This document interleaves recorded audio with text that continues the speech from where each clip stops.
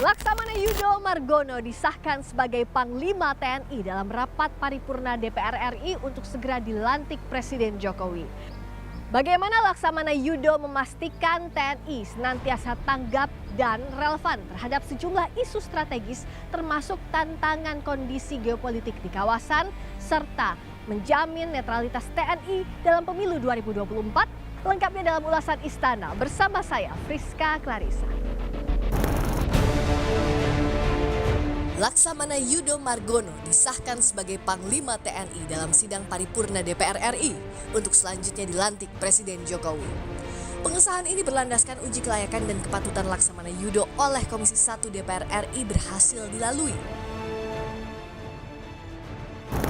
Persetujuan terhadap pengangkatan calon Panglima TNI Laksamana TNI Yudo Margono SEMM sebagai Panglima TNI.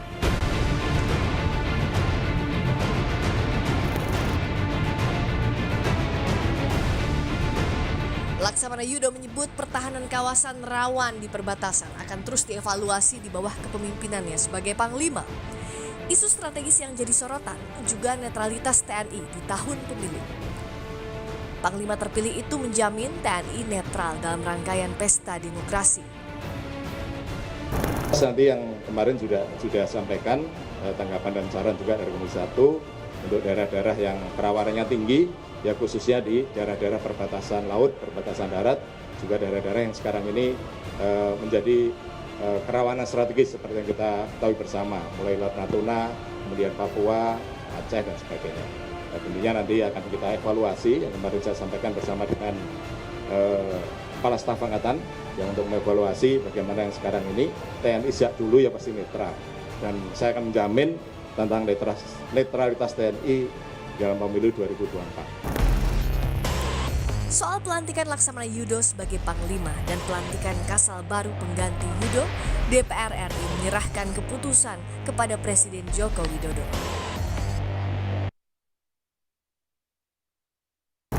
Seharusnya nanti sebagai Panglima TNI, Jenderal TNI Yudo Margono tentu saja akan mempunyai visi dan misi bersama dengan semua kepala staf matra, dan tentu saja siapa pengganti Kasal itu merupakan hak prerogatif dari Presiden, akan dilaksanakan tentu saja setelah pelantikan Panglima TNI atau mungkin bisa berbarengan dengan pelantikan Panglima TNI yang baru. Jadi kita tunggu saja, setelah ini mungkin bisa tanya ke Istana bagaimana dan apa yang akan dilakukan. Laksamana Yudo Margono menekankan ada 4 visi prioritas yang menjadi fokus dalam kepemimpinannya sebagai Panglima TNI. Yang pertama, akselerasi sumber daya manusia. Berikutnya, kesiapan operasional satuan TNI ditingkatkan baik personel maupun alutsista. Yang ketiga, memperkuat operasi gabungan antar matra TNI yang telah diaktualisasikan dalam Komando Gabungan Wilayah Pertahanan atau Kogab-Wilhan, dan reformasi birokrasi. Visi prioritas ini harus dikebut dalam waktu 1 tahun kepemimpinan Laksamana Yudo yang memasuki masa pensiun November 2023 mendatang. Analis militer menyebut kepemimpinan Laksamana Yudo Margono dalam menjabat Panglima TNI harus jadi momentum mewujudkan nawacita Presiden Jokowi dengan peta jalan pertahanan Indonesia sebagai poros maritim di tengah tantangan geopolitik kawasan. Sekarang harus menghargai apa yang disampaikan oleh apa yang dipilih oleh Presiden Jokowi. Kenapa buat saya ini menjadi momentum sangat berharga dan penting buat Indonesia ya? Karena Presiden Jokowi itu saat dilantik dahulu kala bilang bahwa Indonesia harus menjadi negara poros maritim dunia. Harus mewujudkan nawacita, yaitu punya pertahanan di 2 samudra.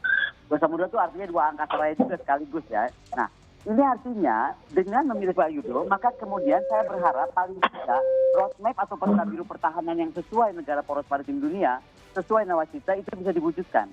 Dan itu lihat tantangan dan abad ini yang sangat syarat geopolitik kawasannya, dengan utamanya kita melihat ada AUKUS, ada SPDA, ada all NATO countries yang juga sudah memasuki wilayah kawasan. Di tangan Laksamana Yudo Margono, segala jalan baik yang telah ditorehkan Jenderal Andika Perkasa akan berlanjut. Tak lupa, pengembangan organisasi, moral, dan kompetensi prajurit harus berjalan terukur dan beriringan dengan kesiapan alutsista. Bicara netralitas di tahun politik 2023 hingga 2024, Panglima harus memastikan soliditas TNI, taktis dalam operasional, serta senantiasa rendah hati dan mawas diri menghadapi berbagai tantangan isu politik, terutama politik elektabilitas dan popularitas. Rizka Clarissa, Anggi Darwan, Kompas TV, Jakarta.